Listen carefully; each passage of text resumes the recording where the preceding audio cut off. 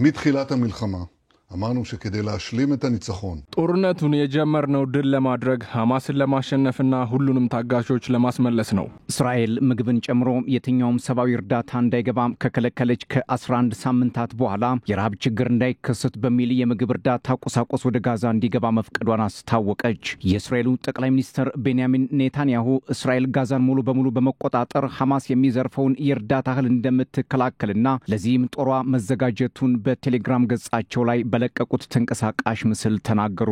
የእስራኤል ጦር በመላው ጋዛም የጀመረውን የምድር ላይ ዘመቻም የጌዲዮን ሰረገላ ሲልም ሰይሞታል። ይህ የመጽሐፍ ቅዱስ ታሪክ በመጽሐፈ መሳፍንት በምዕራፍ 7 እንደሚገኝና ጌዲዮን ጠላት ብሎ በሚጠራቸው አማሌቃውያንን ለማጥቃት የዘመተበት እንደሆነም ያስረዳል። እስራኤል ይህንን ዘመቻ ሐማስን እስከ መጨረሻው የማጥፋት ፍላጎቷን የምታስፈጽምበት እንደሆነም እየተናገረች ነው። አሁን ላይ እስራኤል የጀመረችው ዘመቻ ከስካሁን የከፋ ነውም ተብሏል። በጌዲዮን ሰረገላ ዘመቻ ዋነኛ ኢላማ የሐማስ ከፍተኛ ባለስልጣን ሙሐመድ ሲንዋር የሟቹ የሃያ ሲንዋር ታናሽ ወንድም ይገኝበታል የሚሉ መረጃዎችም ወጥተዋል። የእስራኤል ጦር ዘመቻውን የማስፋፋት ዓላማ ታጋቾችን ለማስለቀቅና ሐማስን ማሸነፍ የጦርነቱ ወሳኝ ግቦች መሆናቸውንም ተናግረዋል። Benjamin Netanyahu saying that Israel will control all of Gaza. የእስራኤልና ሐማስ ጦርነት ለድርድር ያስቸገረ ለሽምግልና የከበደ ለመፍትሄ የራቀ ሆኖ ዛሬም ቀጥሏል። በጎን የተኩስ አቁም አደረግን ይላሉ፣ በጎን ምንም የማያውቁ ሕፃናት በጥይት እሳት ይወድቃሉ።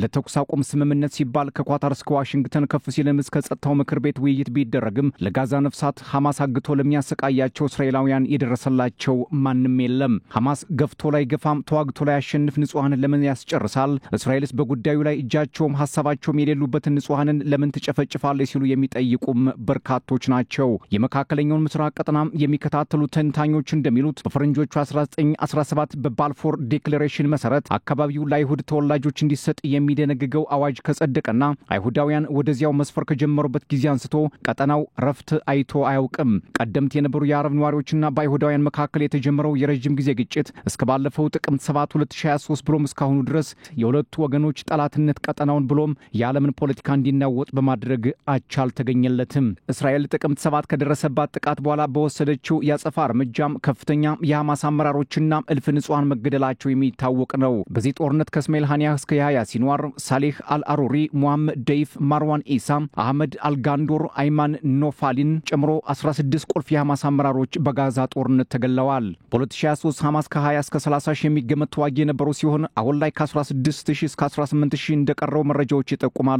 የእስራኤል ጦር በጠቅላላው 169500 ሲሆን ተጠባባቂ ጦሩ ደግሞ 465000 እንደሚደርስም ይገመታል። እስራኤል ወደ ጋዛ ከገባች ጀምሮ እስካሁን ድረስ ከ55000 በላይ ፍልስጤማውያንና 1706 የእስራኤል ወታደሮች መሞታቸው ይነገራል። በተጨማሪም 166 ጋዜጠኞች፣ 224 ሰብአዊ እርዳታ የሚያቀርቡ ሰዎች በጋዛም ሕይወታቸው እንዳለፈ መረጃዎች ያሳያሉ። ጦርነት ራስን ለማስከበርና ለፍትህ ሊደረግ ይችላል። ነገር ግን ያለ ጥፋቱ በጦርነት ሰበብ ህዝብን ያለ ምክንያት ማጥቃት ግን በየትኛውም አመንኪዮ ተቀባይነት የለውም ይላሉ የጦር ተንታኞች።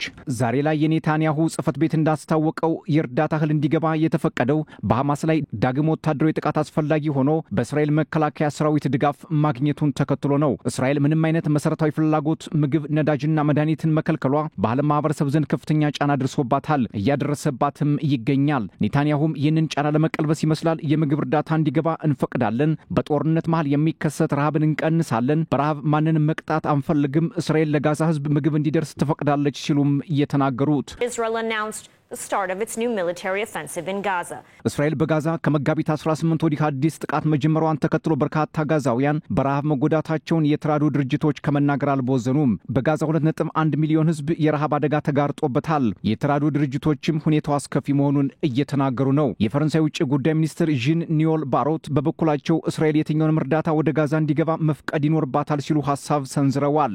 ምንም እንኳን ኔታንያሁ ወደ ጋዛ ምግብ እንዲገባ ቢፈቅዱም የእስራኤል መከላከያ ሰራዊት በሰሜናዊ ጋዛ ጥቃት መፈጸሙን ቀጥሎበታል። እስራኤል በሐማስ የታገቱ ዜጎቿን ለማስለቀቅና በቡድኑ ላይ የማያዳግም እርምጃ ለመውሰድ እቅድ እንዳላት ለዚህም የጌዲዮን ሰረገላ ዘመቻ ዋናው እንደሆነ አመላካች ነው የሚሉ ተንታኞች በርከት ብለዋል። በእስራኤል የአየር ጥቃት 3 የህዝብ ሆስፒታሎች በሰሜን ጋዛ ጥቃት ደርሶባቸዋል። በአካባቢው ለሕክምና አገልግሎት የሚውሉ ቁሳቁሶችም በሙሉ ከጥቅም ውጭ መሆናቸውን የጋዛ ዶክተሮች መስክረዋል። የእስራኤል መከላከያ ወታደሮች በሰሜናዊ ጋዛ አሸባሪዎች የሚጠቀሙበትን መሰረተ ልማት እያጠቁ መሆናቸውንም ከመናገር አልሸሸገም። የኔታንያሁ መግለጫ እንደሚለው በጋዛ ታጋቾችን ማስፈታት ሐማስን ማስወገድና ትጥቅ ማስፈታትን ያካትታል። በሌላ በኩል አንድ የሐማስ ከፍተኛ አመራር እንደተናገሩት በእስራኤል እምቢተኝነት የተነሳ በኳታር እየተካሄደ ያለው ድርድር እስካሁን ምንም ለውጥ አላመጣም ሲሉም ተናግረዋል። ይህ የኳታር ድርድር የማይሰምር ከሆነ በጋዛ ከዚህ የከፋ ጦርነት ሊከሰት እንደሚችልም ገልጸዋል። ሐማስ ሁሉንም የእስራኤል ታጋቾች ለመልቀቅ ፈቃደኛ መሆኑን ገልጾ ማንኛውም ከፊል ወይንም ጊዜያዊ ስምምነቶችን እንደማይቀበል ግን ከመናገር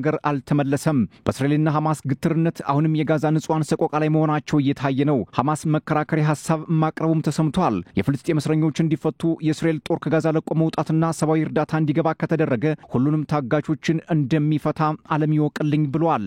ሐማስ በአውሮፓ ሆስፒታል ስር የማዘዣና የቁጥጥር ማዕከልን በመደበቅ የከሰሰችው እስራኤል በሐማስ አሸባሪዎች ላይ ትክክለኛ ጥቃት ማድረሷንም እየተናገረች ትገኛለች። ሐማስ በፈረንጆቹ ጥቅምት 7 2023 በደቡብ እስራኤል ላይ የጫራት እሳት መላውን የመካከለኛው ምስራቅ ምድርን ከማናወጥ አልፋ የዓለምን ፖለቲካ ጥያቄ ውስጥ እንዲገባ አድርገዋል ሲሉ ምሁራን ይናገራሉ። ሐማስ በወቅቱ ባደረሰው ጥቃት ወደ 1200 የሚጠጉ ሰዎች ሲገደሉ ከ250 በላይ የሚሆኑት ታግተው መወሰዳቸው የሚዘነጋ አይደለም። አሁን ላይ በጋዛ 58 የሚደርሱ ታጋቾች እንዳሉ የሚገመት ሲሆን ከነዚህ ውስጥ ከ23 እስከ 24 ያህሉ በህይወት ይኖራሉ ተብሎ ይታመናል። በመጨረሻም የእስራኤል ጦር በጋዛ ሁለተኛ ከተማ በሆነችው ካን ዩኒስ የሚገኙ ነዋሪዎች ከቀያቸው ለቀው እንዲወጡ ትዕዛዝ ማስተላለፉ እስራኤል ከ30 በላይ የአየር ጥቃት በመፈጸም 32 ፍልስጤማውያን መገደላቸው፣ በኑስሪያት በዴል ኤል ባላህ ጥቃት መድረሱና አንድ ሕፃን ሲሞት 2 ሰዎች መቁሰላቸውን የፍልስጤማውያን የዜና ወኪል ዋፋ መዘገቡ የዛሬው የእስራኤልና ሐማስ ጉዳዮች ሆነው ውለዋል። Major new military operation in Gaza, seizing key areas with tanks.